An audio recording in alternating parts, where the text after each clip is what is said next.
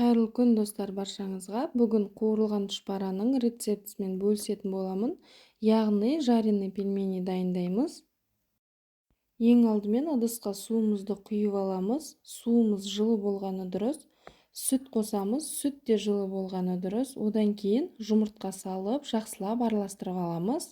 Аздап араластырып алғаннан кейін тұзымызды қосамыз. Оның үстінен ерітілген сары майды салып, жақсылап араластырып аламыз. Аздап араластырып болғаннан кейін сода қосамыз. Соданы көп қосудың қажеті жоқ, бір 2 граммдай қосамыз. Келесі кезекте ұн қосатын боламыз. Ұнымызды міндетті түрде електен өткізіп, аз-аздан қоса отырып, жақсылап қамыр илейтін боламыз. Достар, егер видео рецепт ұнап жатса, менің каналыма қолдау білдіріп жіберсеңіздер болады. Ол үшін каналыма тіркеліп қойыңыздар және комментарий қалдырсаңыздар болады. Дәл осы рецепттің құрамын описанияда төменде қалдыратын боламын. Қамырымыз біркелкі болғанға дейін илеп аламыз. Одан кейін 5 минут өткеннен кейін қамырымызды тағы бір қайтара илеп аламыз. Келесі кезекте қызып тұрған отымыздың үстінен майымызды құйып, оны қыздырып алғаннан кейін үстінен 2 пиязымызды турап алдын ала жақсылап қуырып алатын боламыз. Көп қуырудың қажеті жоқ. Аздап қана қуырып аламыз. Одан кейін алдын ала пісіріп алған картопымызды алып, езіп алсаңыздар болады. Мен осылай миксермен езіп алдым.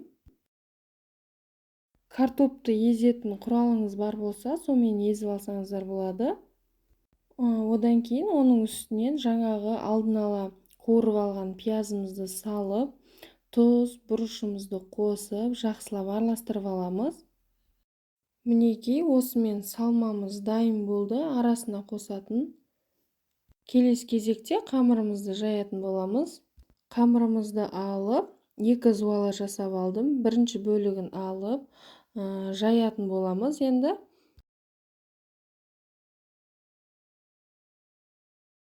Қолымыздың көмегімен ұн себе отырып, аздап қамырымызды үлкейтіп аламын, дәл видеодағыдай. Аздап үлкейтіп алғаннан кейін оқтаудың көмегімен жақсылап қамыр жаятын боламыз. Қамырымыз аздап қаттылау болып шығады. Қамырды жайған кезде үстінен баспай, екі шетінен баса отырып, жақсылап қамырымызды жаямыз. Сол кезде қамырымыз біркелкі болып шығады.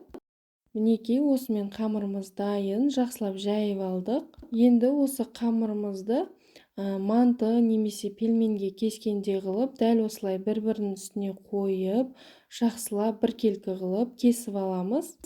Дәл видеодағыдай кесіп алсаңыздар болады.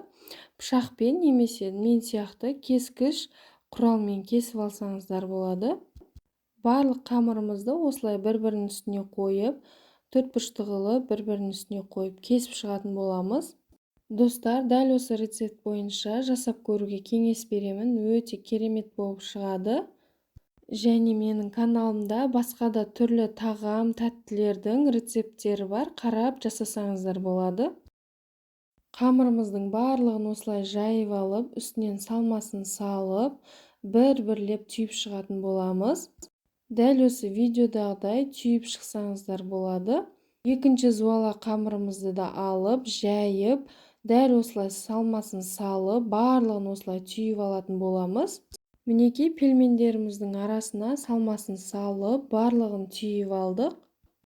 Барлығын түйіп алғаннан кейін отта қызып тұрған майымыздың үстінен аз-аздан сала отырып, қызарғанша қуырып, пісіріп алатын боламыз. Қып-қызыл қызарғанша жақсылап қуырып аламыз барлығын. Мінекей, тұшпараларымыз өте дәмді, керемет болып шығады. Сіздер де жасап көріңіздер. Егер видео рецепт ұнап жатса, менің каналыма тіркеліп қойыңыздар. Алдағы уақытта керемет рецепттермен бөлісетін боламын. Сіздерге ұнайды деген ойдамын. Ал біздің отбасымызға ұнайды. Видеоны қарағандарыңызға рахмет. Сіздермен бірге болған сымбат.